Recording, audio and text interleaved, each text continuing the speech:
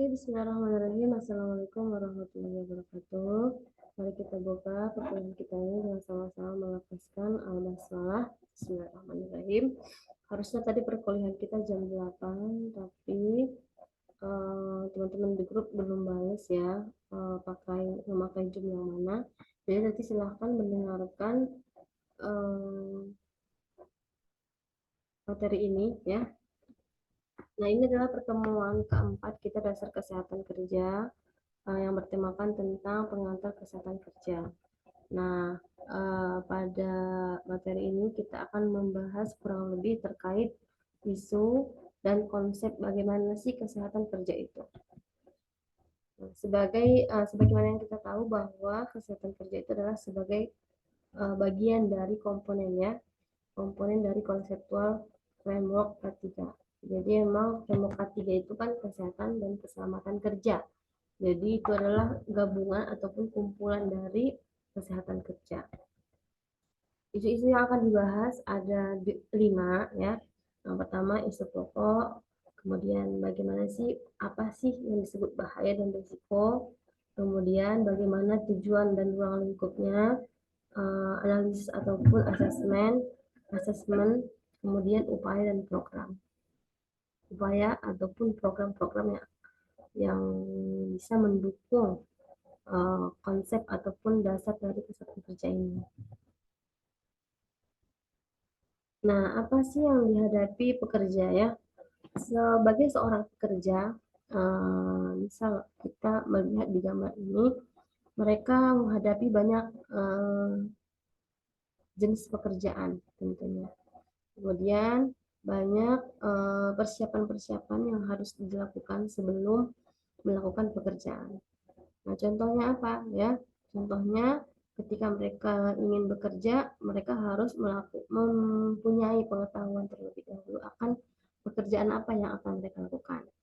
Setelah ada pengetahuan ya, kemudian mereka bekerja ataupun menyicil pengalamannya ya.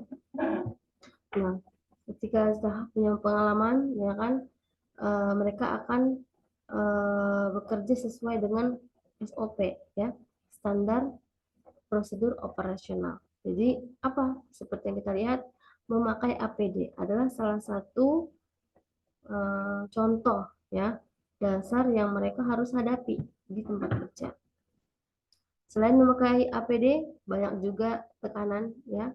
Kemudian tekanan baik dari lingkungan, kemudian baik dari pertemanan, lingkungan tempat kerja ya, kemudian waktu kerja.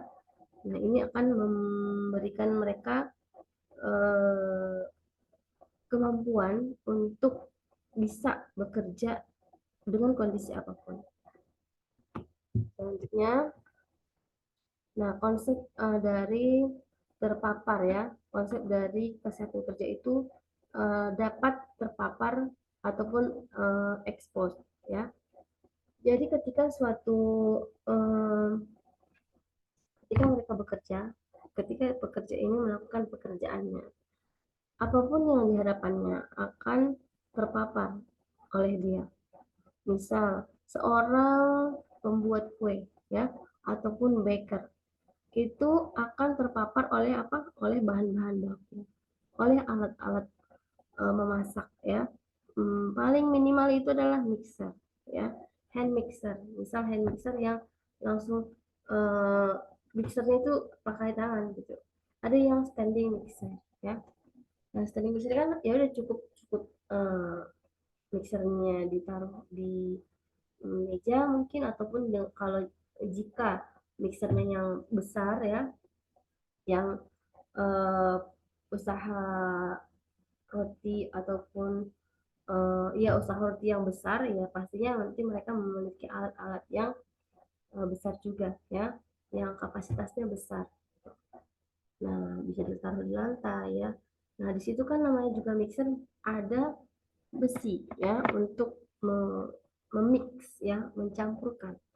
Nah, ada kalau memang itu mixer kecil ya, yang alat memix ataupun besinya itu kecil.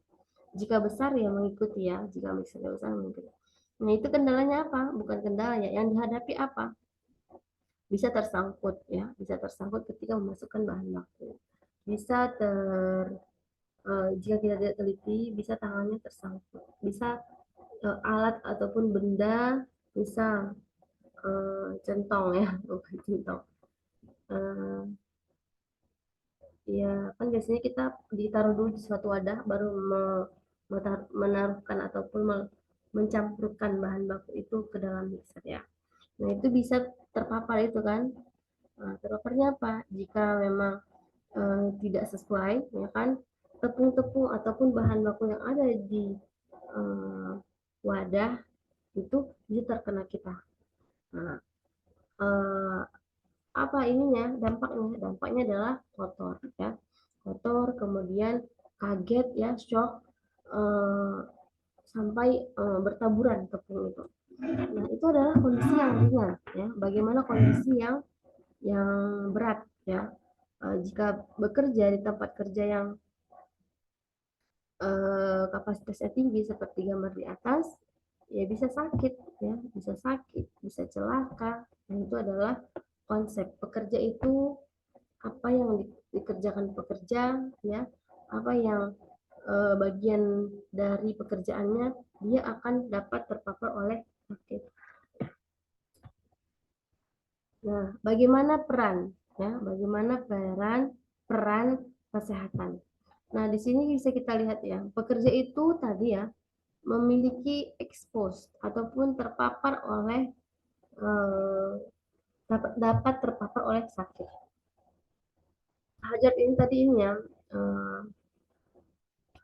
faktor-faktor ya, faktor-faktor yang mengakibatkan dari terjadinya risiko itu. Nah, jika pekerja itu berhadapan dengan bahan kimia, kemudian biologi, ergonomi ya,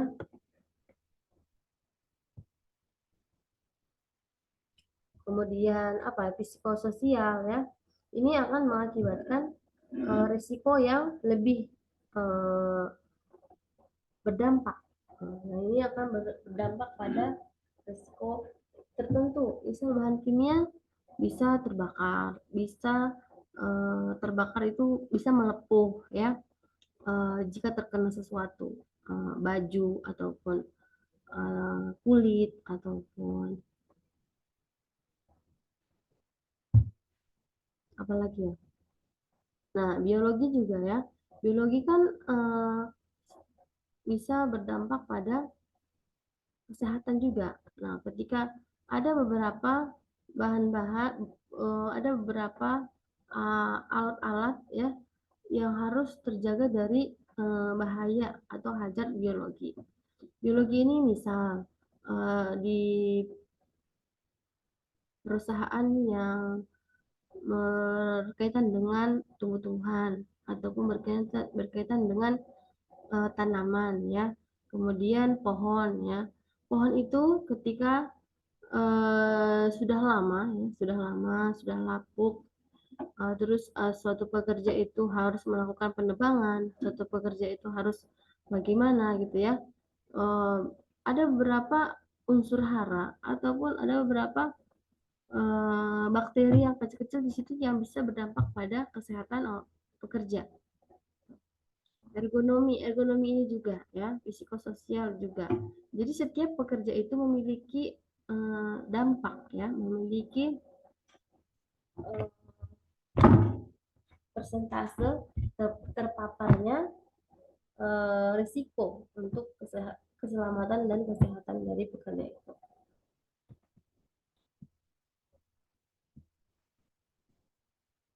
Nah, konsep bahaya dan risiko ya.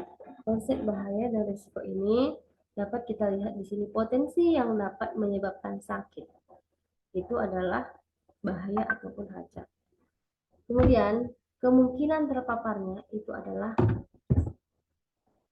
kemudian sakit ya. Kemungkinan sakit itu adalah sakit ya. Jadi kalau dibilang hajar, apa sih hajar itu ya? Potensi yang dapat menyebabkan sakit ataupun bahaya.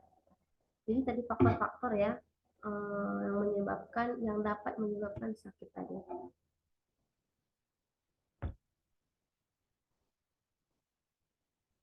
Itu bahaya dan sakit.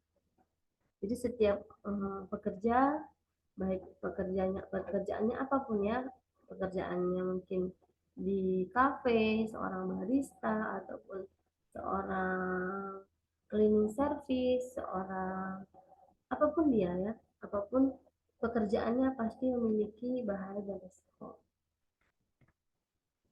Apa saja yang menjadi tujuan dan ruang lingkup bidang terapan kesehatan kerja?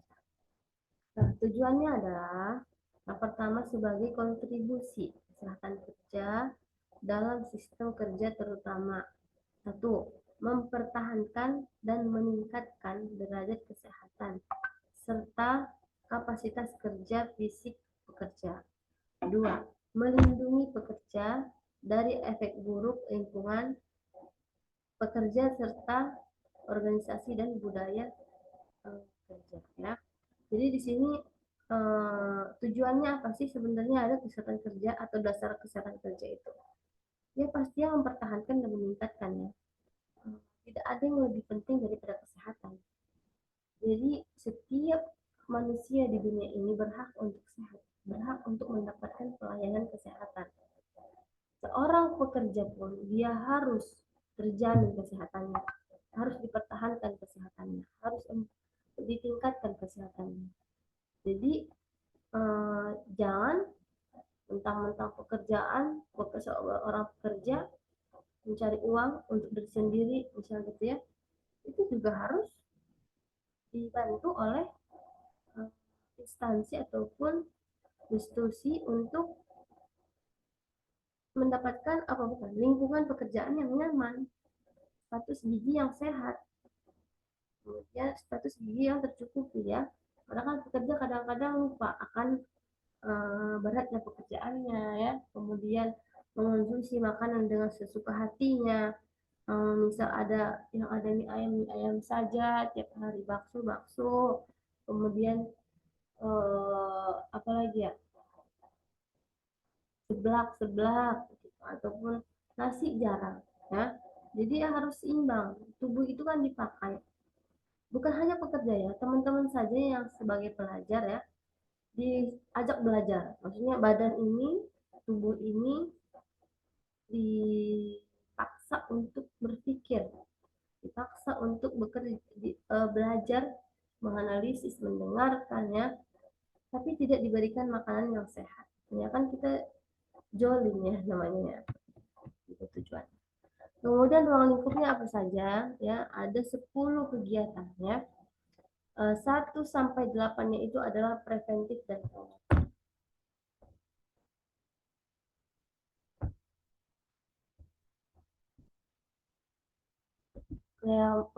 Preventif dan promotif ini teman-teman udah pasti sangat sering mendengarkan ini ya. Kemudian 9 sampai 10 adalah kuratif dan rehabilitatif. Nah, upaya kesehatan kerja itu apa ya? Berdasarkan Permenakers Trans dan Koperasi ya, tentang pelayanan kesehatan. Jadi itu untuk undang-undang sebenarnya kita sudah ya. Kemudian kalau nggak salah saya lihat berita Kementerian Ketenagakerjaan dan BPJS itu sudah melakukan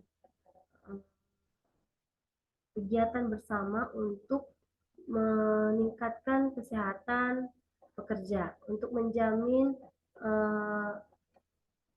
kesehatan pekerja dan keselamatan pekerja. Hal ini terlihat dari bukti bahwa itu berita apa gitu ya, saya lihat tuh bagus juga. Terus ada undang-undang baru juga, bukan undang-undang ya, SOP baru yang akan diterima oleh perusahaan-perusahaan untuk tadi ya meningkatkan, mempertahankan ya, kemudian melindungi kesehatan dan keselamatan kerja. Iya, promoting and protecting health at the workplace ya. Ini adalah promosi dan pencegahan ya. Isu dan konsep kesehatannya itu bagaimana pemikiran konseptual itu konseptualnya itu kesehatan kerja. Bagaimana aplikasinya di dunia kerja, ya, dengan work system. Bagaimana aplikasi di work system? Nah, bisa kita lihat di sini adalah penerapan kesehatan kerja itu ada dua, ya. Ada dua poin utama. Yang pertama itu adalah surveillance, ya. Surveillance kesehatan kerja, kemudian protecting and promoting health. Ini adalah konsep dasar aplikasi bidang terapan kesehatan kerja, ya. Dapat dilihat di sini, jika di bidang terapannya itu adalah kesehatan dan keselamatan kerja, mencakup ada berapa? 1, 2, 3, 4, 5.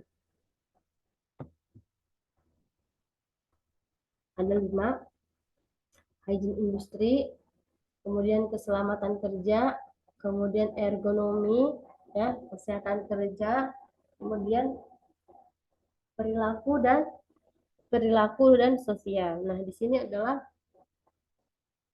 yang dibesarkan di sini, ya, yang huruf besar itu kesehatan kerja.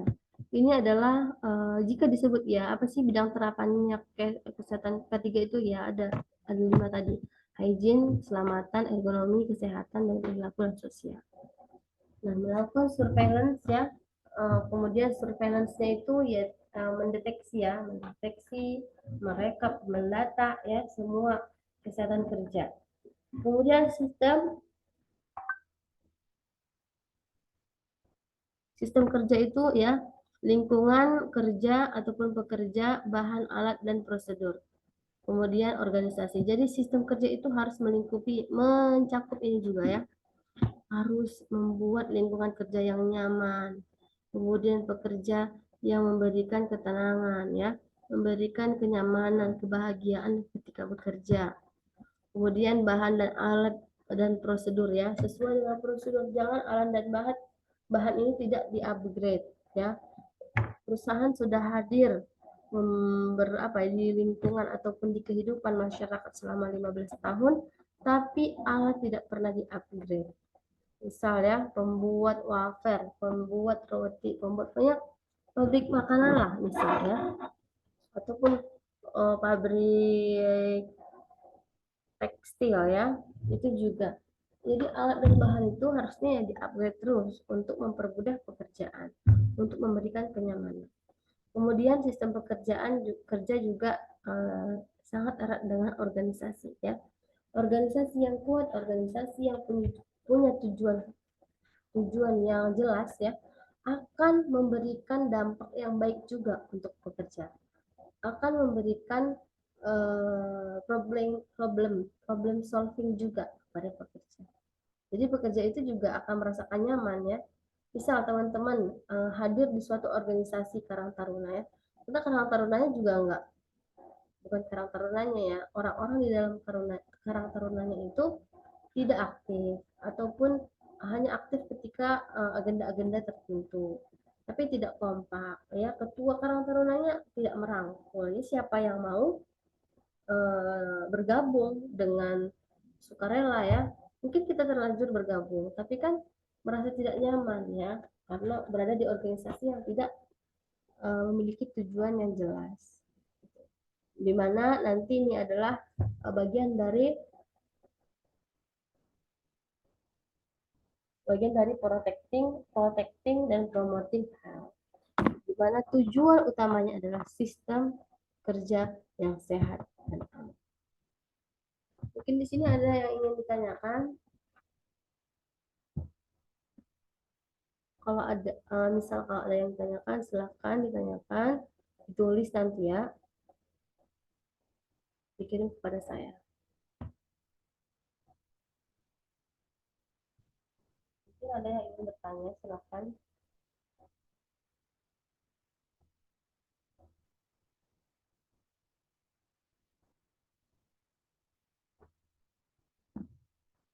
Oke, lanjut, ya. Bagaimana dengan isu di bawah ini, ya? Occupational medicine sama occupational health service, ya. Kesehatan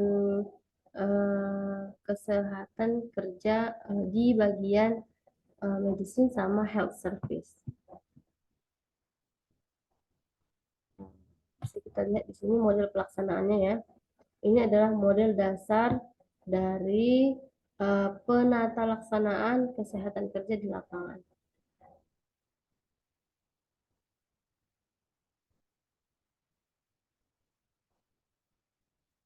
Ya, bisa dilihat di sini kebijakan, pasti di sini adalah kebijakan yang model dasar di sini eh, general affair ini ya, general affair, kemudian ada klinik tengah-tengahnya ya, ada P2K3, kemudian ada kantin, kemudian ada lain departemen.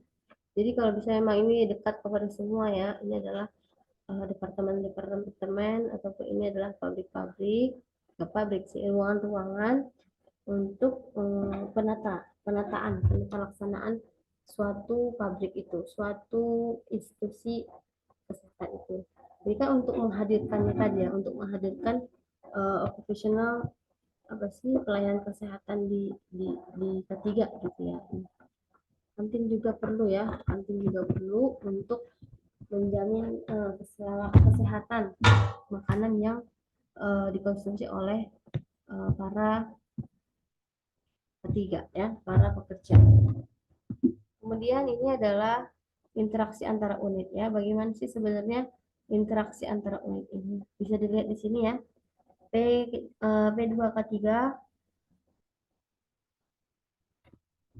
kita mulai dari uh, general affair ini dulu ya. General affair ini yang mencakup ataupun mendata, yang memberikan informasi, kemudian ada keputusan-keputusan yang dilakukan ya, standing komite, kemudian nanti bisa melihat kebijakan-kebijakan yang ada, bagaimana jika ada masalah, bagaimana identifikasinya, kemudian jika ada sesuatu hal ya, nggak mesti ada masalah ya, mungkin ada sesuatu yang janggal dalam proses apa ya pelaksanaan suatu project ya, ya interaksi antar unit ini dapat dapat dilihat dari segini ya, bagaimana sih mau kemana sih, bertanya ke siapa sih gitu. Nah ini adalah tadi yang kita lihat itu di tabel sebelumnya, ini P2K3-nya di mana pencegahan ya, pencegahan penyakit, cacat akibat kerja dan peningkatan lingkungan pekerjaan. Kemudian ini adalah ada feedback ya antara P2K3 sama klinik sama kantin juga. Nah, ada feedback, ada peningkatan kesehatan pastinya di sini ya. Ada kunjungan klinik ya. Kemudian peningkatan higienitas kantin dan gizi. Memang kalau sudah ada model P2KP ini akan sangat membantu untuk kesejahteraan pekerja juga ini. Mungkin itu yang dapat saya sampaikan. Silakan teman-teman bertanya jika ada yang ditanyakan. Ini saya rekam untuk teman-teman materi karena tadi jam 8 tidak jadi masuk kelas ya. Cukup sekian saya sampaikan, nanti akan kita lanjutkan diskusi di luar dari materi ini. Assalamualaikum warahmatullahi wabarakatuh.